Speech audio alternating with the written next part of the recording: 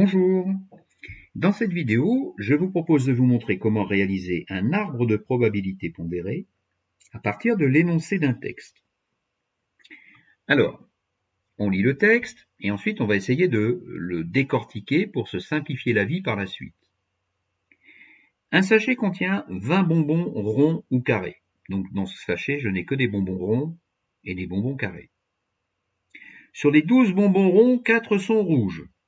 Donc j'en déduis que les autres ne sont pas rouges. Et sur les 8 bonbons carrés, 3 sont jaunes, donc j'en déduis que les autres ne sont pas jaunes. Alors, si je synthétise un petit peu les données de cet énoncé, je les décortique pour avoir une vue schématique des choses. Dans mon sac, il y a 20 bonbons ronds ou carrés, donc en tout, 20 bonbons.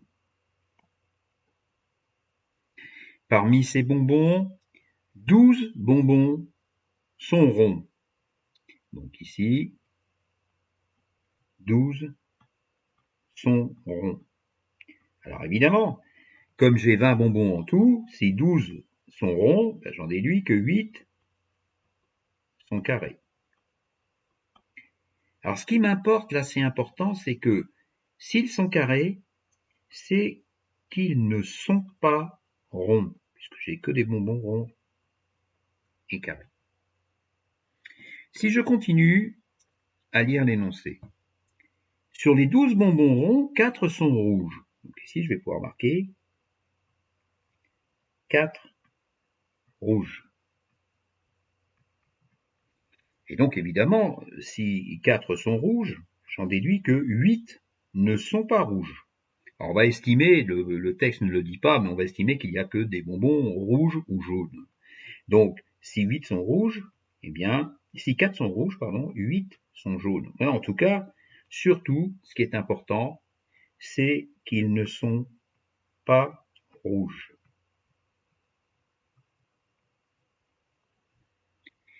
Donc, si je continue à lire, sur les 8 bonbons carrés, c'est-à-dire ici, 3 sont jaunes. Donc là, je vais pouvoir noter que 3 sont jaunes.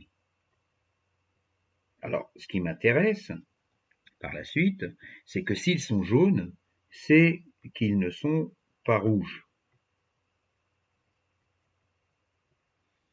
Et également, tant que j'y suis, si j'ai 8 bonbons carrés dont 3 sont jaunes, j'en déduis que j'ai 5 bonbons qui sont rouges. Voilà. Donc dans un premier temps, quand c'est possible, je vous conseille de décortiquer un petit peu l'énoncé tel que je viens de le faire, avant de construire l'arbre. Donc à partir de là, eh bien, on va pouvoir construire l'arbre. Si je continue à lire le texte, eh bien, on tire un bonbon au hasard dans le sachet et on note les événements suivants. L'événement A, le bonbon est rond. Et l'événement B, le bonbon est rouge. Il faut que je représente cette expérience aléatoire par un arbre de probabilité. Alors, comment est-ce qu'on va procéder? Dans un premier temps, pour construire cet arbre, je vais indiquer ici ce qu'on appelle la racine, c'est-à-dire qu'en ce point, on tire un bonbon au hasard.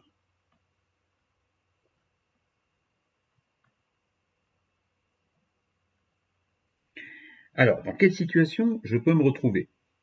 Eh bien, dans un premier temps, soit le bonbon est rond, c'est-à-dire soit l'événement A est validé, soit il n'est pas rond.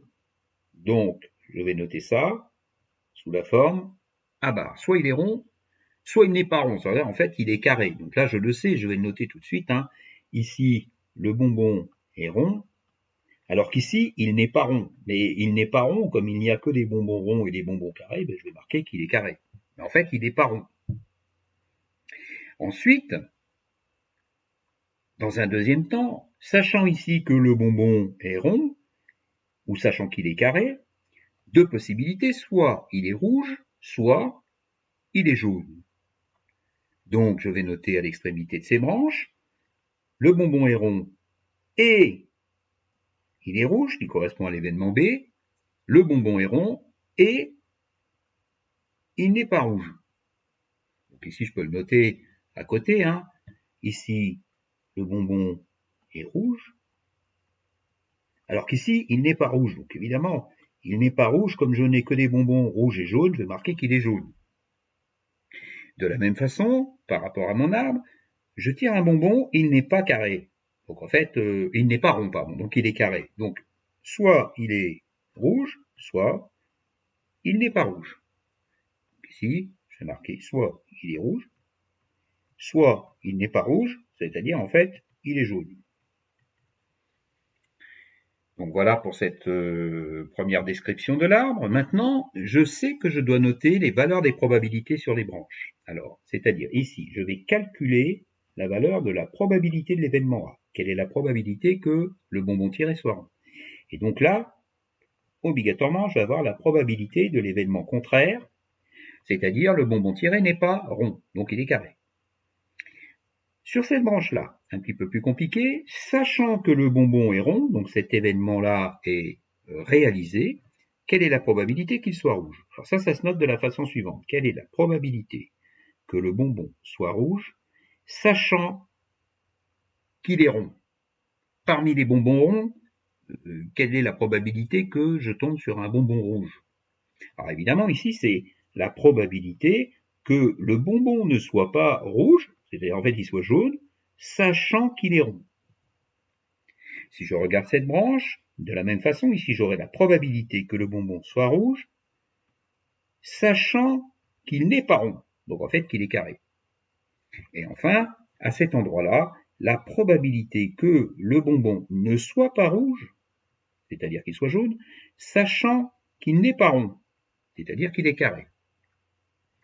Donc voilà comment se présente l'arbre. Il me reste maintenant à calculer ces différentes probabilités.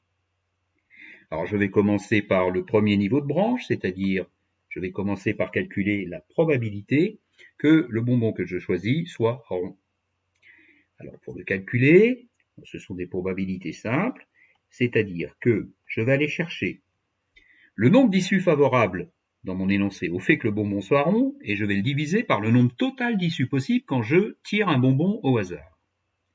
Si je lis le texte, je vois qu'il y a 12 bonbons qui sont ronds sur 20 bonbons en tout dans le paquet.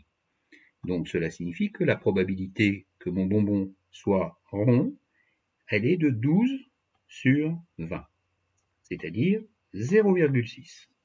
On peut dire aussi 60%.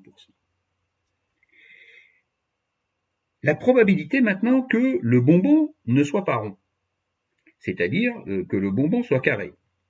Alors comment je fais pour la calculer? J'ai deux façons de faire. La première façon, comme au-dessus, la probabilité que le bonbon ne soit pas rond, je l'ai vu tout à l'heure quand j'ai décortiqué mon énoncé, si j'ai 12 bonbons ronds et en tout 20 bonbons, j'ai 8 bonbons qui ne sont pas ronds, qui sont carrés. 8 sur 20, puisqu'en tout j'ai 20 bonbons. Donc ça me donne 0,4. Donc la probabilité que le bonbon ne soit pas rond, c'est-à-dire qu'il soit carré, vaut 0,4. Alors j'aurais pu faire autrement, parce qu'il y a quelque chose de très important qu'il faut apprendre et mettre en œuvre. Ça peut être utile pour compléter les arbres bien souvent quand il manque une probabilité sur une branche. C'est le fait que sur un même niveau de branche, c'est-à-dire à partir ici de la racine, ou alors ici à partir d'un nœud, ce qu'on appelle un nœud, ici et là, la somme des probabilités vaut 1. La somme des probabilités est égale à 1. Donc ça, c'est très important, c'est très utile. Donc je le vois bien là. Voilà les deux probabilités sur ces deux premières branches. Bien, si j'ajoute les deux, je tombe sur 1, c'est-à-dire 100% en fait.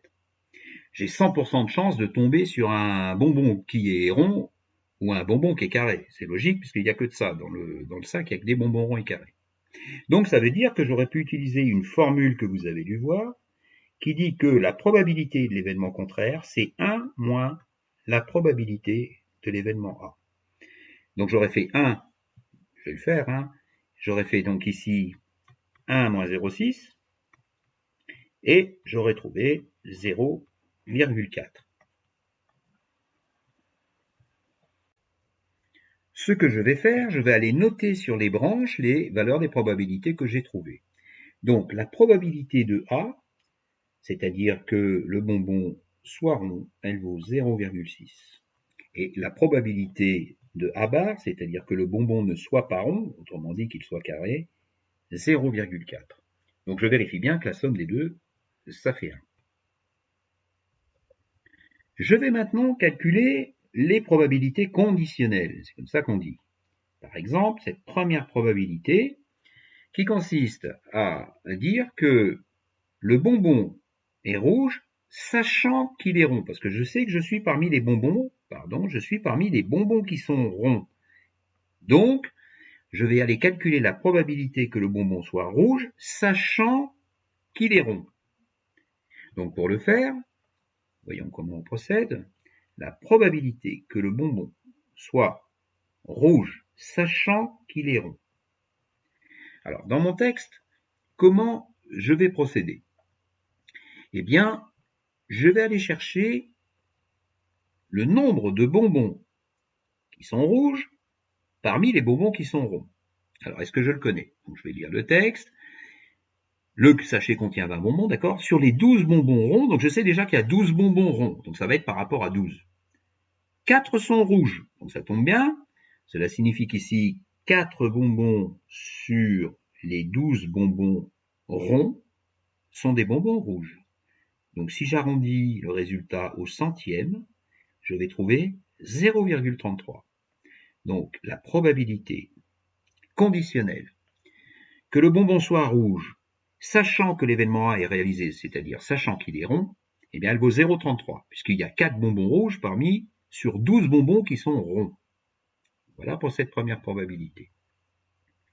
Donc ensuite, je dois calculer la probabilité que le bonbon ne soit pas rouge, sachant qu'il est rond. Alors ne soit pas rouge, ça veut dire qu'il est jaune. Hein. Alors je vais calculer, qu'est-ce que ça me donne? Alors deux façons de faire. La probabilité que le bonbon ne soit pas rouge, c'est-à-dire qu'il soit jaune, sachant qu'il est rond. Première possibilité, je vais chercher le nombre de bonbons qui ne sont pas rouges parmi ceux qui sont ronds. Donc si j'ai 4 bonbons qui sont rouges, et qu'en tout j'ai 12 bonbons ronds, j'en déduis que 8 bonbons ne sont pas rouges. Ils sont jaunes en fait. Si je fais ce calcul, je trouve 0,66, c'est-à-dire 66%.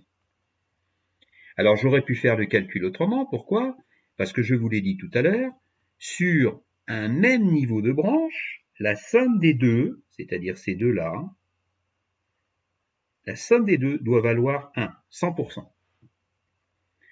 Donc ici, j'aurais pu faire également 1 moins 0,33 pour trouver 0,66. Alors, je vais aller noter ces premières probabilités conditionnelles sur l'arbre, directement. Alors, ça me donne ici 0,33, ici 0,67. Pardon, j'ai marqué 66, mais si on veut être cohérent, il faut marquer 67. Donc, c'est ce que je fais. Voilà, je vais marquer comme il faut. Excusez-moi. 67. D'accord. Donc, je vérifie bien que la somme des deux probabilités sur ce niveau, elle vaut 1. Les dernières probabilités conditionnelles à calculer, dans un premier temps celle-ci. Donc comment je la lis? Eh bien, quelle est la probabilité que le bonbon soit rouge, sachant qu'il n'est pas rond, c'est-à-dire sachant qu'il est carré? Donc je calcule la probabilité que le bonbon ne soit rouge, sachant qu'il n'est pas carré, c'est-à-dire sachant qu'il n'est pas rond, c'est-à-dire sachant qu'il est carré. Pardon, excusez-moi. Alors, qu'est-ce que ça va nous donner? Il va falloir que j'aille chercher le nombre de bonbons carrés, et parmi ces bonbons carrés, quels sont les bonbons qui sont rouges? Donc, le nombre de bonbons carrés, c'est-à-dire par rapport à combien je vais calculer tout ça? Je le sais, si j'ai 12 bonbons ronds, je sais que j'ai 8 bonbons carrés, parce qu'en tout, il y a 20 bonbons. Pardon. Alors, parmi ces bonbons, combien sont rouges? Donc, je lis le texte. Sur les 8 bonbons carrés, 3 sont jaunes. Donc, les autres sont rouges. Donc, pour aller à 8, j'ai 5 bonbons qui sont rouges. Si je fais ce calcul, je trouve 0,625. Alors, de la même façon que tout à l'heure, pour connaître la deuxième probabilité, c'est-à-dire la probabilité que le bonbon ne soit pas rouge, c'est-à-dire qu'il soit jaune, sachant qu'il n'est pas rond, c'est-à-dire qu'il est carré. Donc ici, je vais noter les choses. Quelle est la probabilité que le bonbon soit jaune, pas rouge, sachant qu'il est carré, c'est-à-dire pas rond? Alors, deux façons de faire. Soit je vais compter les bonbons qui sont jaunes parmi ceux qui sont carrés. Alors ça m'est indiqué dans le texte, il y en a 3 qui sont jaunes, c'est-à-dire 3 qui ne sont pas rouges. Donc j'en ai 3 sur 8, puisque j'ai 8 bonbons carrés. Donc en tout, si je fais le calcul, ça me donne 0,375. Voilà. Et j'aurais pu le trouver de la même façon autrement, puisque je sais que la somme des deux probabilités sur ces deux branches, ça fait 1. J'aurais pu, donc ici, je sais que la somme des deux, ça fait 1. Donc j'aurais pu faire 1 moins 0,625 et j'aurais trouvé 0,375. Ça me permet de finir de compléter mon arbre. Voilà. Donc ici, je vais pouvoir noter 0,625. Alors j'ai été jusqu'au bout parce que ça tombe juste en fait. Et 0,375. Et je vérifie bien que la somme des deux fait 1 également. Alors, je ne fais pas la flèche, vous l'aurez compris. Voilà pour cet arbre de probabilité pondérée construit à partir de l'énoncé d'un texte. Alors ce que je vais vous proposer, c'est quelques calculs de probabilité pour lesquels on va, en utilisant l'arbre que vous venez de construire. Par exemple, une question qui peut vous être posée. Quelle est la probabilité que le bonbon soit rond et rouge quand je le tire au hasard dans le sac de 20 bonbons? Alors, vous notez ici rond et rouge. Donc il s'agit de l'intersection des deux événements. C'est-à-dire que ça va se noter la probabilité de l'intersection de l'événement A, le bonbon est rond, et, ça c'est inter, et le bonbon est rouge. Voilà comment on note les choses. Alors comment est-ce qu'on fait pour le calculer en utilisant l'arbre? C'est très facile. On va suivre le chemin sur l'arbre qui passe par le fait que le bonbon soit rond. Donc je rappelle ici que le bonbon est rond. Et sachant qu'il est rond, qu'il soit rouge. Donc si je suis ce chemin, voilà ce que ça me donne. Le bonbon est rond et il est rouge. Alors une fois que j'ai identifié le chemin, c'est facile. Je multiplie les probabilités que je rencontre. Donc 0,6 que multiplie 0,33. Je fais ce calcul et je trouve 0,198. Voilà la probabilité, lorsque je tire un bonbon au hasard, qu'il soit rond et rouge, c'est-à-dire presque 20%, presque 0,2. Alors si je réalise, si je pose la même question, un petit peu différemment, le même esprit, mais pas le même énoncé. Quelle est la probabilité que le bonbon soit carré et jaune? Alors là, à quoi ça correspond? Voilà comment je vais noter la probabilité que le bonbon soit carré. Donc s'il est carré, c'est qu'il n'est pas rond. À barre. Et, intersection, qu'il soit jaune, donc pas rouge. B barre. Comment je procède? Bien, comme tout à l'heure, je vais aller identifier le chemin tel que le bonbon ne soit pas rond, donc soit carré, ne soit pas rond. En fait, là, à barre, c'est ne soit pas rond, vous l'avez compris, et soit jaune, c'est-à-dire ne soit pas rouge. Alors, je suis le chemin sur l'arbre, voilà ce que j'obtiens. Le bonbon est carré, pardon. Je vais recommencer, ça ne me plaît pas. Le bonbon est carré. Et il n'est pas rouge, donc il est jaune. Donc voilà le chemin. Eh bien, je multiplie les probabilités que je rencontre sur le chemin. 0,4 pour aller au fait que le bonbon est carré, multiplié par 0,375 pour aller jusqu'au fait qu'il est jaune. Eh bien, si je fais ce calcul, je vais trouver 0,15, donc 15%, 0,15. Donc, vous voyez, pour utiliser l'arbre et calculer la probabilité d'une intersection, ça n'est pas compliqué. Dans un dernier temps, on peut calculer ce qu'on appelle une probabilité totale. Donc, comment ça se présente? Eh bien, ici, on va calculer la probabilité que le bonbon soit rouge. Alors, comment faire avec l'arbre pour calculer la probabilité que le bonbon soit rouge? On va identifier tous les chemins qui mènent au fait que le bonbon soit rouge. Donc, sur mon arbre, voilà le premier chemin. Le bonbon est rond et il est rouge. Donc ici, ça m'amène au fait que le bonbon soit rouge. Mais j'ai un autre chemin. Je peux aussi passer par le fait que le bonbon n'est pas rond, c'est-à-dire qu'il est carré, n'est pas rond, puisque j'ai que des bonbons ronds et carrés. Voilà, je l'aurais dit. Et donc il est carré et il est rouge. Donc ça, c'est un deuxième chemin qui me mène au fait que le bonbon soit rouge. Donc j'identifie tous les chemins qui me mènent au fait que le bonbon soit rouge.